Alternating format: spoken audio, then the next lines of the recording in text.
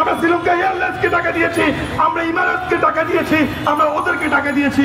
আয়াটা এখানে কোন রকমের তার ভূমিকা দায় অস্বীকার করতে পারবে না।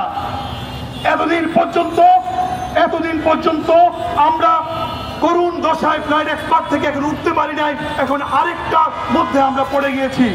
এই আয়টার মাধ্যমে যে টিকিটগুলি হয়েছে, ওই টিকিটগুলির আমরা মনে করি আমাদের কাছে কোনো রকমের অ্যাক্সেস থাকা দরকার নেই।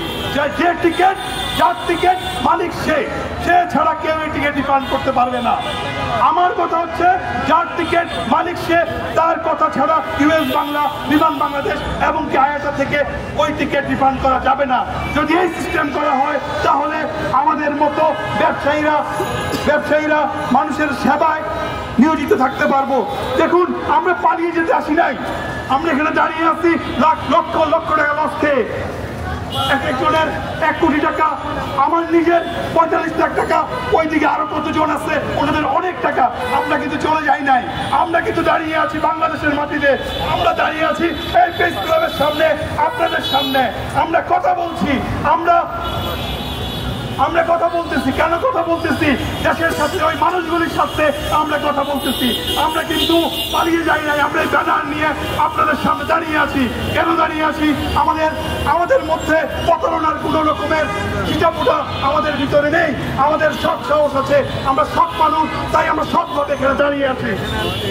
কিন্তু যে ডাইনামিক যে কোম্পানিগুলি যেই আয়টা ব্যবহার করছে, যে ফ্লাইবার ইন্টারন্যাশনাল চলে গিয়েছে, তারা কিন্তু আজকে আমরা একটু আগে শুনতে পেলাম ওই মালিক পক্ষ নাকি দুবাই চলে গিয়েছে। আমরা কাল 4টার পর আমরা কিন্তু অনেক চেষ্টা করেছি এটা ঠেকানোর জন্য, কিন্তু আমরা ব্যর্থ হয়েছি, আমরা পারি নাই। আমরা আমাদের আইনের শাসনটা আমরা কিন্তু সেই আগের মতো চাচ্ছি না।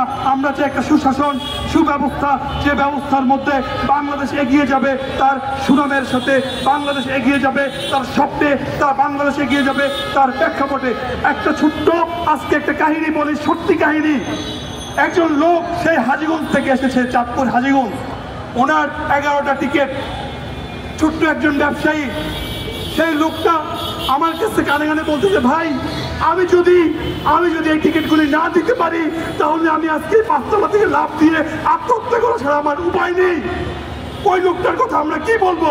ওই লোকটার বিষয় আমাদের কিন্তু ভাবা উচিত। আমরা কোথায় থেকে টিকিট কাটবো?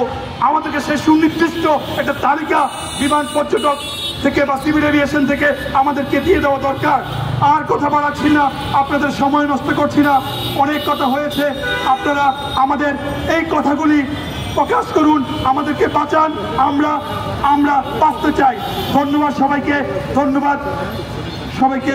এখন কথা বলবেন আমাদের আরেকটা এজেন্সির ভাই সজীব ভাই, প্লিজ সজীব ভাই।